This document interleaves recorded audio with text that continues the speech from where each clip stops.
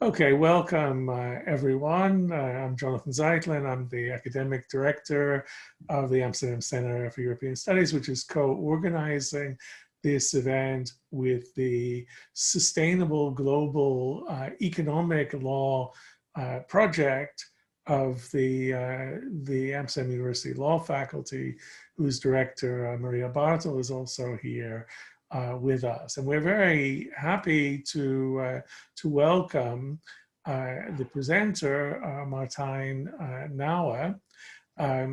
Martijn is an assistant professor in tax law here at the University of Amsterdam. He's also the director of the Institute for Tax Transparency. His research and teaching focuses on international and EU tax law.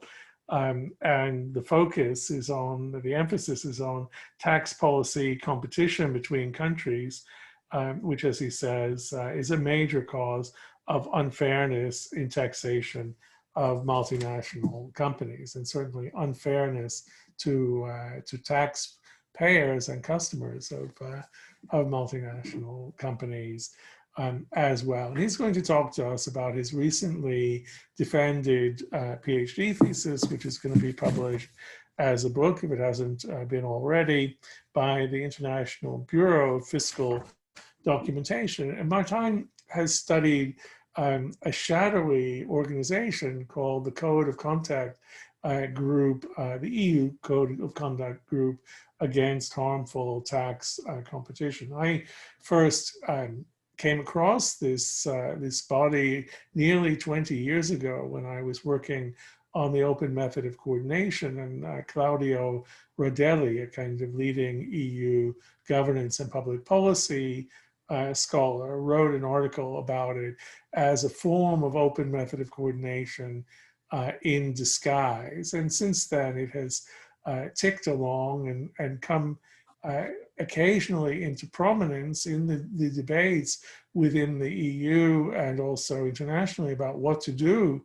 about tax avoidance by multinationals and harmful tax competition. And an obstacle to studying it is that its proceedings are, so far as I know, entirely confidential. And so one of the real achievements of Martijn's dissertation is that using freedom of information proceedings, he has managed to get access to a vast body of documentation as well as to interview participants. So Martijn, I'm going to turn the floor over to you. We're looking forward to hearing about the findings and conclusions of your thesis. Then we should have time for open discussion. I think Martijn is going to talk for about 30 minutes, and then we have plenty of time, should have plenty of time for discussion. Okay, so please start sharing your screen and your slides, Martijn.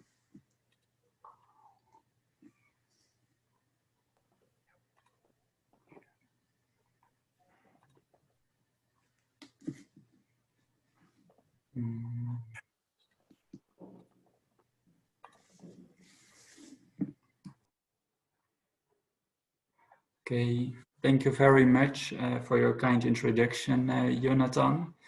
Hopefully you're all able to see my presentation right now. If not, please let me know. Yeah, of course, also thank you very much for the opportunity to have this exchange of views with you all about my PhD and my other research. Yeah, this slide shows a very nice picture when I got my PhD doctorate from Professor Bartel at the University of Amsterdam. And the slide also shows the title of my PhD, which is Inside the EU Code of Conduct Group, 20 Years of Tackling Harmful Tax Competition. So my title also reveals the focus of my research, which is tax policy competition between countries. And this is, like Jonathan already mentioned, a major cause for unfairness in the taxation of multinational companies. And yeah, this also means that instead of focusing on undesirable aggressive tax planning behavior of multinational companies. My research specifically focuses on the behavior of countries, most of them wanting to attract international companies, for example, by offering competitive tax systems with preferential tax schemes and preferential tax rulings. And the premise of my dissertation and also my other research is that basically only by working together at the OECD level or within the European Union, countries can adopt effective solutions against international tax avoidance by multinational companies. And a recent promising example of such cooperation is the Base Erosion and Profit Shifting Project, referred to as BEPS. And at this moment, approximately 150 countries are now working together at international level, at OECD level, in this project to develop a global solution to tax the big tech, and also to agree on a global minimum level of corporate taxation. And of course, time will tell whether this OECD project will be successful, but the chances has certainly been increased with Biden being the next president of the United States. And so far in the Trump administration, the United States was quite reluctant, especially regarding a new solution to tax the big tech. But let us now turn back to Europe and also to the topic of my PhD, the diplomatic EU Code of Conduct Group. Basically, the main question addressed in my dissertation is, to what extent have the political EU Code of Conduct for Business Taxation and its governing body, the Diplomatic Code of Conduct Group, been successful in tackling harmful tax competition between member states in the EU, and with that in reducing tax avoidance opportunities for international companies? And before going directly to the answer to this question, I first would like to clarify the background, purpose and legal status of this EU Code of Conduct, and also the governance and working methods of the Diplomatic Code of Conduct Group. So how did it all start? Why did the member states adopt the political code of conduct in the first place? Certainly a very important moment was the publication of the well-known Rooding report in 1992, named after Onno Rooding, a former finance minister of the Netherlands. And he warned the EU member states at that time of the loss of tax base and the loss of tax revenues by the increasing tax policy competition between EU member states. And in his report, he observed that more and more member states introduced preferential tax regimes, attracting mobile income and attracting foreign investments from abroad with preferential tax regimes. And according to Rooding, this trend had to be stopped. And he therefore proposed to harmonize the base of corporate taxation within the European Union. And he also proposed to agree on a minimum tax rate at the EU level.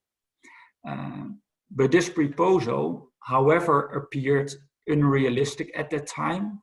And that's because of the unanimity requirement in tax matters, which is still there also at the EU level. And also basically the perception amongst most member states that harmonization in the area of taxation would seriously undermine their national sovereignty. But also stated on this slide is Mario Monti. In 1996, he was EU Commissioner for Taxation. And Monti delivered several reports also on harmful tax competition. And he proposed a new strategy. He proposed a political code of conduct to tackle harmful tax competition, basically as a central pillar of a more comprehensive tax package with both sticks and carrots for everyone, for all member states.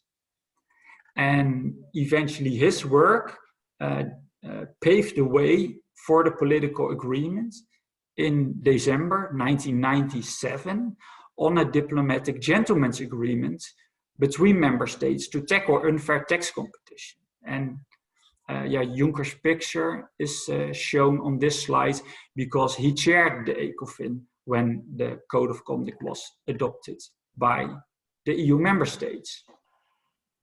And also on this slide is Ms. Dawn Primarolo. In 1998, the Code of Conduct Group was established and was chaired by Mrs. Primarolo. And at that time, she was the Financial Secretary of Treasury of the United Kingdom. And she is the best well-known and also longest serving chair of the group. I think she served till 2007. And that's also why the Code of Conduct Group is well known under the name Primarolo Group.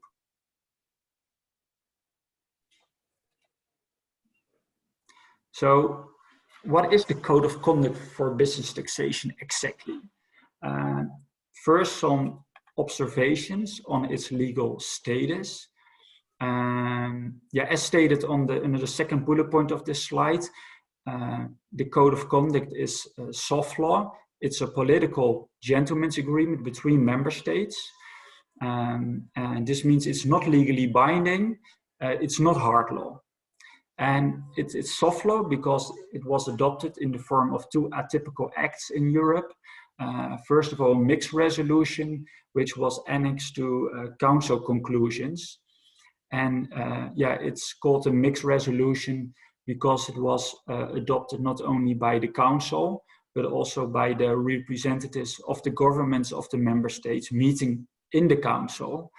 And the consent of the governments of the member state was necessary because both the material and the geographical scope of the code affect the sovereign competences of member states.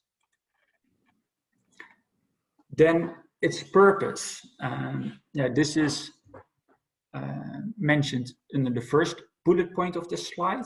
Its purpose is to stop harmful tax competition between EU member states, and especially through preferential national tax measures and non-transparent tax ruling practices that are aimed at attracting international mobile activities. And that means that it focuses on preferential business taxation measures, which also means that indirect taxation measures are not covered, and also special tax regimes for wealthy individuals, or for example for expats, are in principle also not covered under the code.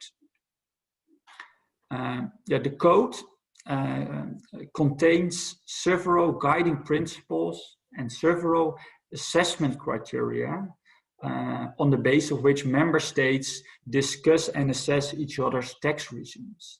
And member states agreed to notify existing and new potentially harmful tax regimes to the group. And this is called the standstill commitment. And when a measure has been notified, it is often discussed in the group. And eventually, after it has been assessed, and let's say it has been considered harmful, then the tax regime in question needs to be eliminated. And that's called the rollback commitment in the Code of Conduct Group. I already briefly mentioned this. The code is political, which means it's enforced on the basis of peer pressure and naming and shaming. And this means that it operates on the basis of moral political sanctions. But although the code is soft law, it has been backed many times by hard law, notably the EU state aid rules. And there have been many cases where the European Commission, for example, considered the work of the Code of Conduct Group unsatisfactory, and then the Commission threatened or even used the state aid rules to ensure better results. And the last bullet of this slide raises also the interesting question just mentioned by Jonathan, whether the Code of Conduct can be considered a manifestation of the open method of coordination. It's true, certainly the code contains many OMC features. For example, the code contains worst practice definitions, but it also works on the basis of best practice definitions, but also benchmarking, agreed principles, criteria, timetables, periodic monitoring, evaluation, peer review, naming and shaming, etc. They are all part in the code process.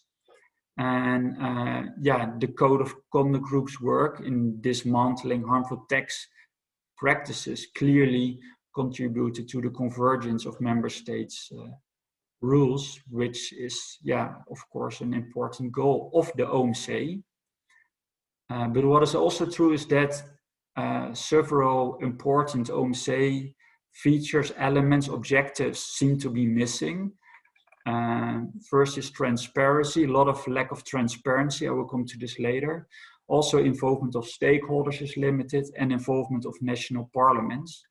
And this all shows that the political logic of the code does not fit well with other major OMC goals, like, for example, yeah, participatory governance and also social learning.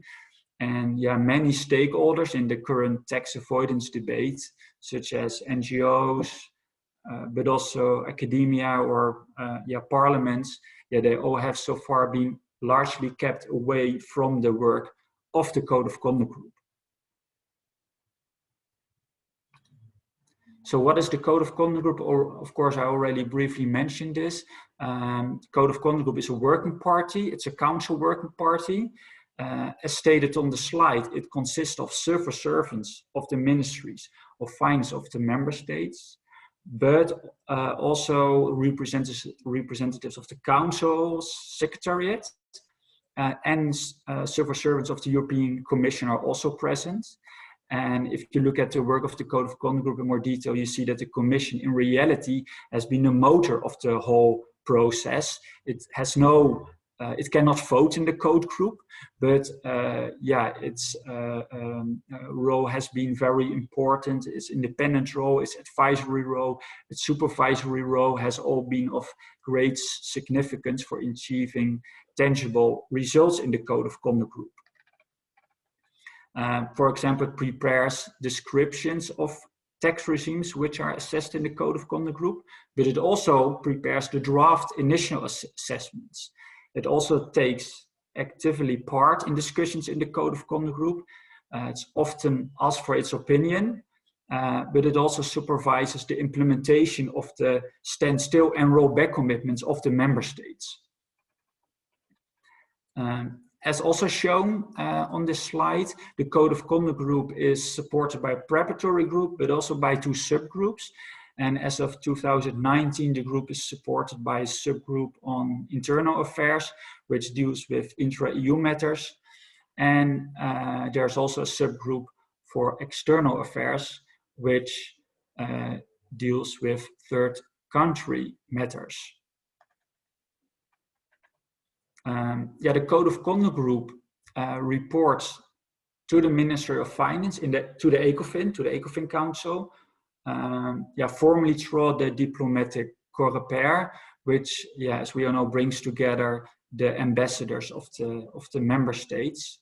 But important to note that basically in practice, if you look at all the work of the Code of Conduct Group, the group mostly takes political decisions itself.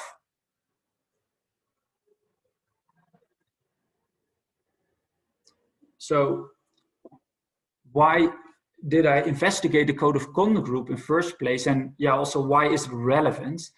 Yeah, most former and current participants of the Code of Conduct Group and also EU officials, they consider yeah, the group as successful if you ask them this question.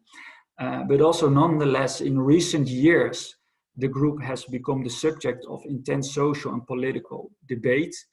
Yeah, and as stated on this slide in 2015, Der Spiegel, for example, reported that the Benelux countries would have blocked solutions in the Code of Conduct Group to tackle tax avoidance.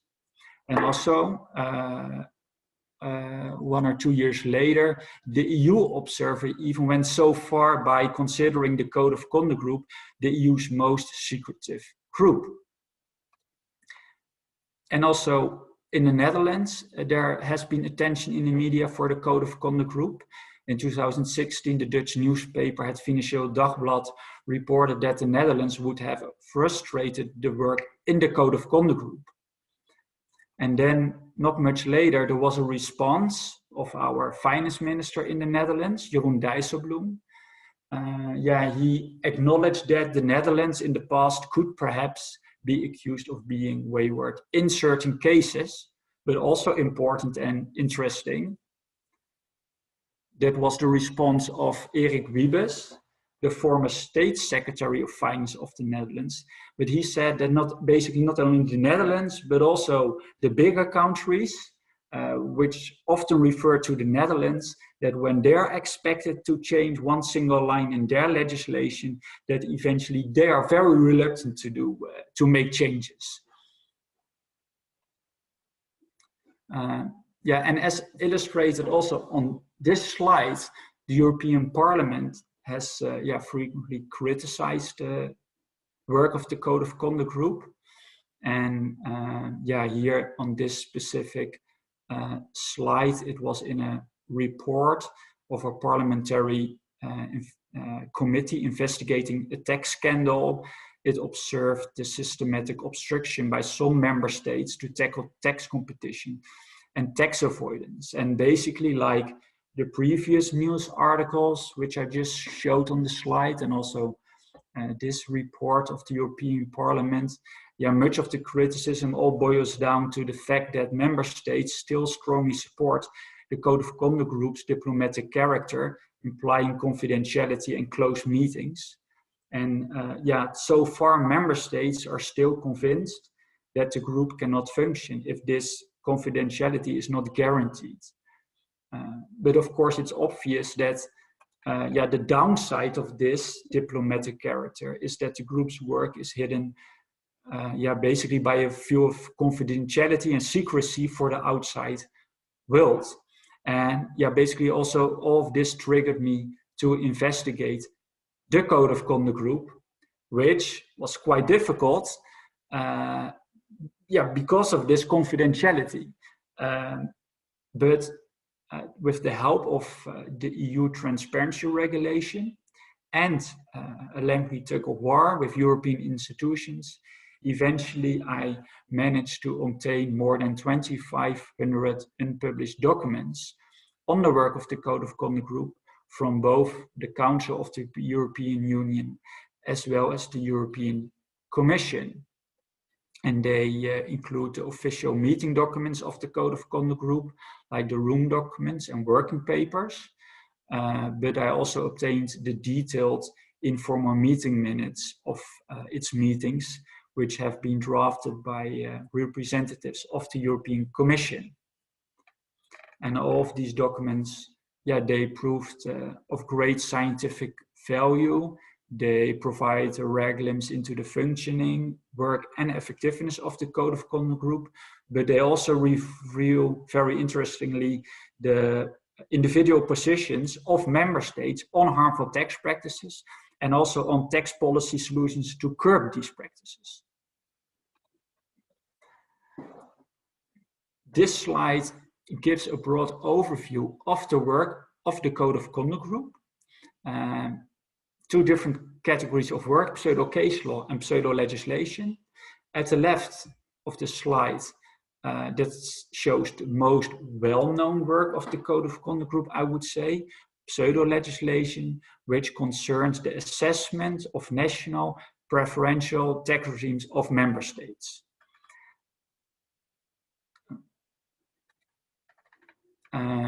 And so far the Code of Conduct Group has assessed more than 700 preferential tax regimes.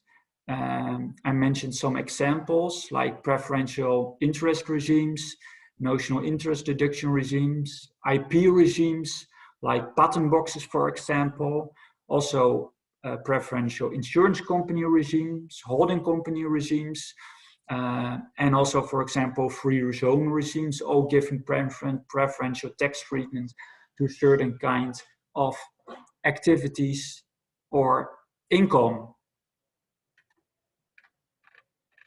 But and we see this at the right slide, the Code of Conduct Group, the last couple of years started also working on developing common soft law policies for general tax issues.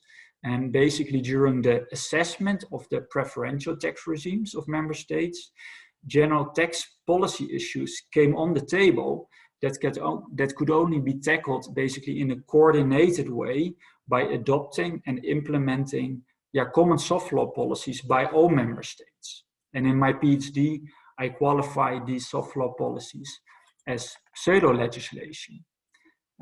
I also listed some examples. One example, for example, concerns agreed policies in the area of exchange of information on tax rulings that are tax agreements granted by tax administration of a government to companies. And the Code of Conduct Group agreed, for example, that information on these tax rulings should be exchanged. But the downside is that these specific policies were largely ignored by member states. And this is why they were eventually also converted into hard law, which is, as we all know, legally binding for all member states. Another example, which is also addressed on the slide, is that the Code of Conduct Group agreed on an EU tax ruling policy. And this tax ruling policy, for example, contains detailed requirements as regards the procedure for granting tax agreements, tax rulings by tax administrations to taxpayers. And for example, it requires the member states to publish information on tax rulings on the website of its tax administration. And as we speak, the Code of Conduct Group is analyzing whether all member states have adequately implemented these rules. Then the interesting question, of course, rises: has the Code of Conduct Group reached its goals? Has the Code of Conduct Group been effective in tackling harmful tax competition? I think the answer should be yes and no. Yes, the Code of Conduct Group has reached impressive results, and it's true that tax competition has become a much more transparent and regulated game. This is also stated on the slide in the first bullet point. The work of the group has clearly contributed to a more transparent and fairer tax landscape. Many competitive tax regimes of countries have been changed or eliminated. I already mentioned several examples like patent box regimes and free zone regimes. And as stated also on the slide, tax regimes of member states have been and are still being coordinated according to common pseudo-legal principles adopted by the group for many different types of tax regimes. So this pseudo-case law of the Code of Conduct Group is really important and also observed in most cases by member states. At the same time, this is also mentioned under the second bullet point of the slide. The work of the Code of Conduct Group has many loose ends, I would say, many inadequate results, some forms of tax competition not adequately addressed. Sometimes tax measures of member states were blacklisted, they had to be repealed, but then eventually the Code of Conduct Group many years later found out that the law of a country was changed, but that the country in question provided the same preferential tax treatment, not basically on the basis of the law, but on the basis of a non-transparent tax ruling practices. And that's of course not the intention of the whole Code of Conduct Group process. Another downside is that the in itself impressive work of the Code of Conduct Group, especially in the area of this pseudo case law, this impressive body of pseudo case law, that it basically triggered member states to engage in as yet unresolved forms of tax competition and also a tax rate race to the bottom. And this, for example, means that transfer pricing mismatches, letterbox company tax loopholes, tax avoidance with tax rulings, and low corporate tax rates are still not adequately addressed. And what I found out also in investigating all these documents of the Code of Conduct Group, that it are not only the small member states, but also large member states on different kind of topics that frustrated the development of effective solutions for problems, basically leading to either weak political compromises or even blocking of decision making. So eventually, solutions were not adopted. And in some cases, the Code of Conduct Group is already working on solutions which so far have not been adopted. Also stated on the slide is that, these soft law policies, when they were adopted, that they were often not implemented by member states. And that was also a reason then later for the Commission, for example, to come with hard law, real EU law. So you could say that, the Code of Conduct Group basically paved the way for a hard law. The Code of Conduct Group, basically operated as a platform for discussions to talk about tax issues and also to develop soft law policies, but often they were not really effective because they were poorly implemented and respected by member states, which triggered the Commission to go for the hard law approach.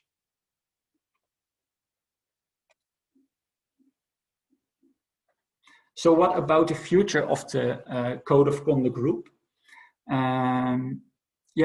Although it's clearly the EU soft governance approach of the Code of Conduct Group has its downsides and also like many limitations, the group I think remains very important as long as no other adequate hard law or soft law instruments are currently available. And obviously the adoption of a common consolidated corporate tax base in Europe, which should be implemented by all member states. So a corporate tax system similar in all member states, such a system, of course, would make the code and the Code of Conduct obsolete. But this scenario does not seem to be politically very likely to happen in the near future. I think the Code of Conduct Group may therefore well play a very important role in addressing remaining tax competition challenges. I mentioned several of them on this slide, like addressing the tax rate race to the bottom. Code of Conduct Group could work on a minimum level of corporate taxation. Also, Code of Conduct Group could work on tackling letterbox company tax loopholes by, for example, agree on a common withholding tax policy for dividends, interest, and royalties. It should also tackle tax avoidance with tax rulings. It already adopted a framework with procedure requirements for member states for the granting of tax rulings by governments to companies. But it could also, for example, develop substantive indicators to ensure that tax rulings do not trigger tax avoidance. Other areas are, for example, investigate transfer pricing practices, gaps between tax systems which result in double taxation, or sometimes result in double taxation, but could also result in double non-taxation or double deductions. The Code of Conduct Group could also focus on investigating preferential regimes for expatriate employees and wealthy individuals. And this topic has also been put on the basically global agenda after the Panama Papers and all the scandals.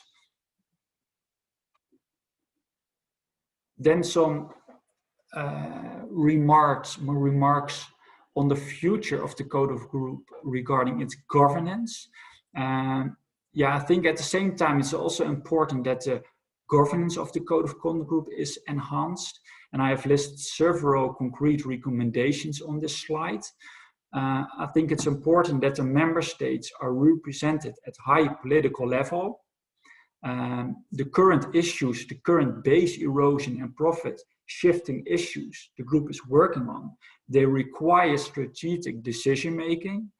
Long time ago, more than 20 years ago, when the code group started, the member states were represented at high political level, but the last couple of years, member states tend to send representatives at more technical level, I would say. What also important is that the Code of Conduct Group, now that tax avoidance and tax competition is on the global agenda, that it's part of the public debate, that also the chair has a direct link with the ECOFIN Council and the OECD, so the Code of Conduct Group needs a chair with high-level leadership. What could also be interesting, but I'm afraid it's not going to fly, is qualified majority voting in the Code of Conduct Group. The Commission proposed this, but so far it has been really controversial, and many member states, especially Ireland, doesn't want qualified majority voting. What's also really important, if the Code of Conduct Group continues working on pseudo legislation, continues working on developing general soft law policies for general tax issues, it's important that it becomes more open and transparent, I would say. A good thing is that the transparency regarding its pseudo case law, its impressive body of pseudo case law has been approved the last couple of years. The Code of Conduct Group, for example, now publishes agreed descriptions of tax regimes which are investigated. And it also publishes assessments of tax regimes. And they are all published in the register of the council. So if you have a look there and you look on keywords Code of Conduct Group, you see in detail all this impressive body of pseudo case law, which is really interesting. But unfortunately, where transparency is still lacking, where transparency has barely improved, is regarding this pseudo legislation. And I think, like, if the European Commission proposes a European law, then a proposal of the Commission, which is sent to European Parliament, sent to the Council, it's published, everyone knows, the outside world knows, everyone can comment on it, NGOs, business community, academics, etc. But pseudo legislation proposals are not published. And they're often, when they're adopted, they're also not published. So I think this is important, that if the Code of Conduct Group proceeds in developing this kind of soft law solutions, that the proposals are published so that stakeholders are involved and they can have a say on this. I think this is important. And also important because many times these soft law policies, these pseudo legislation policies, because they were often not basically effective, because they were not adequately implemented, it's important that member states' compliance should be published. So it should be clear for the outside world when certain member states do not implement the agreed policies.